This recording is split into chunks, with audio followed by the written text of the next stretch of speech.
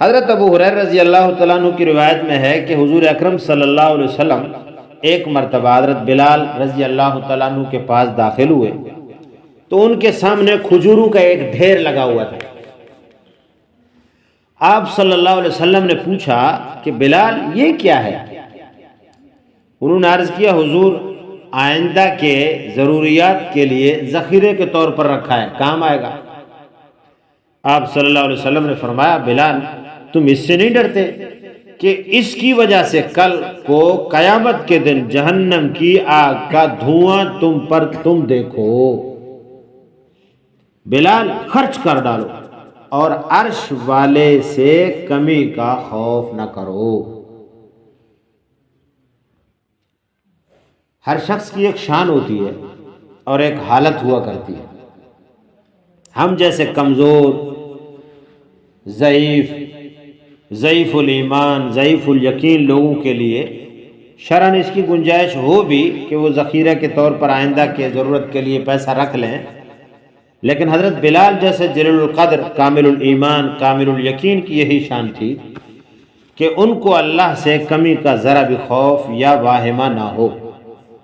جہنم کے دھواں دیکھنے سے اس میں جانا لازم نہیں آتا، لیکن ان لوگوں کے اعتبار سے کمی تو ضرور ہوگی جن کو یہ بھی نظر نہ آئے، اور کم سے کم حساب کا قصہ تو لمبا ہو ہی جائے گا۔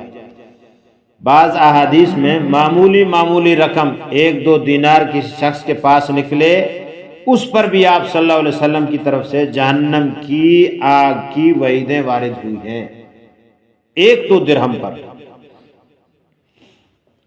اور حساب کا معاملہ تو ہر شخص کے لیے ہے ہی، جتنا مال زیادہ اتنا حساب طویل۔ حضور علیہ الصلوۃ والسلام کا ارشاد ہے میں جنت کے دروازے پر کھڑا ہوا، میں نے دیکھا اس میں کثرت سے داخل ہونے والے فقراء ہیں۔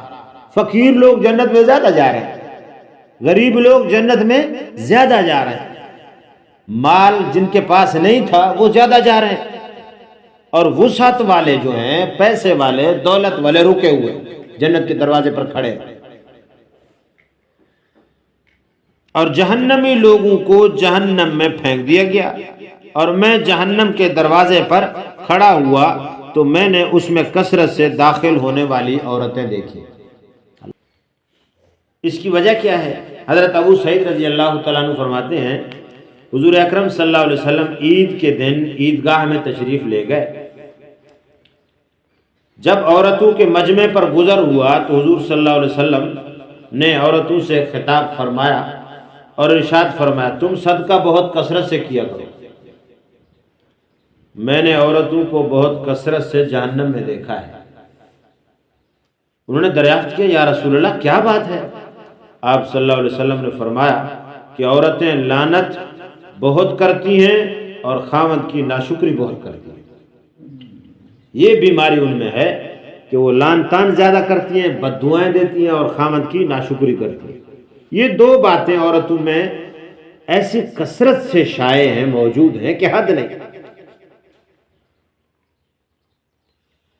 جس اولاد کے لیے سارا دن ان کی آرام و راحت کی فکر میں رہتی ہیں، ذرا سی بات پر ان کو ہر وقت بد دعائیں دیتی ہیں، تو مر نہیں جاتا،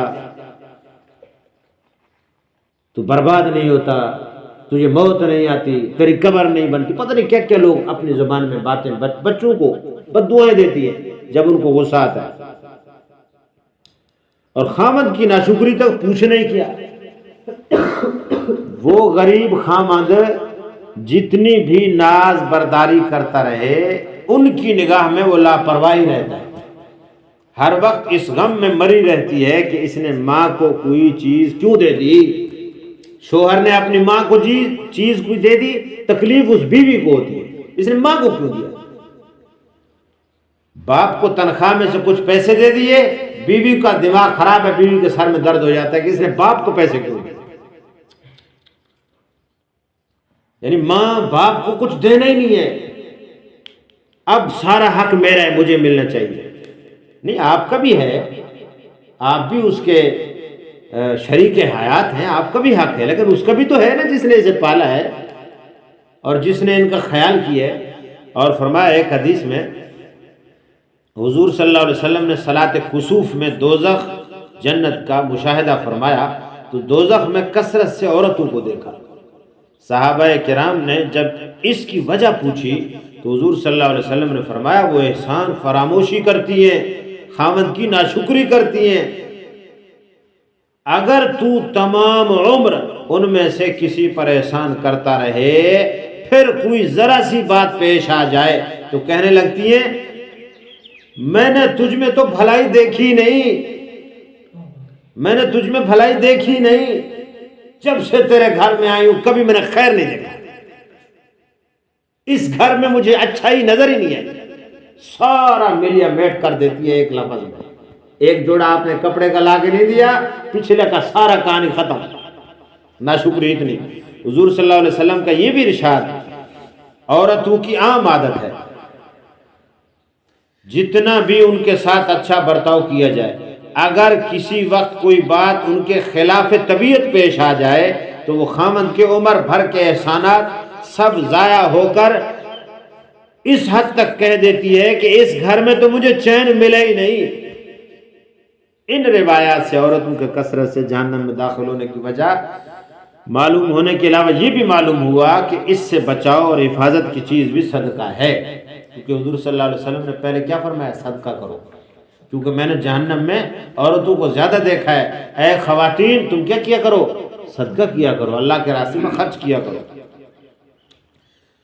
فرماتے ہیں چنانچہ اس وعید والی حدیث میں حضور صلی اللہ علیہ وسلم جب یہ ارشاد فرما رہے تھے تو حضرت بلال حضور صلی اللہ علیہ وسلم کے ساتھ تھے، اور صحابی خواتین عورتیں کثرت سے حضور صلی اللہ علیہ وسلم کا ارشاد سننے کے بعد اپنے کانوں کا زیور، گلے کا زیور نکال کر حضرت بلال کے کپڑے میں ڈال رہی تھی، جس میں وہ چندہ جمع کر رہے تھے ان میں وہ ڈال رہی تھی۔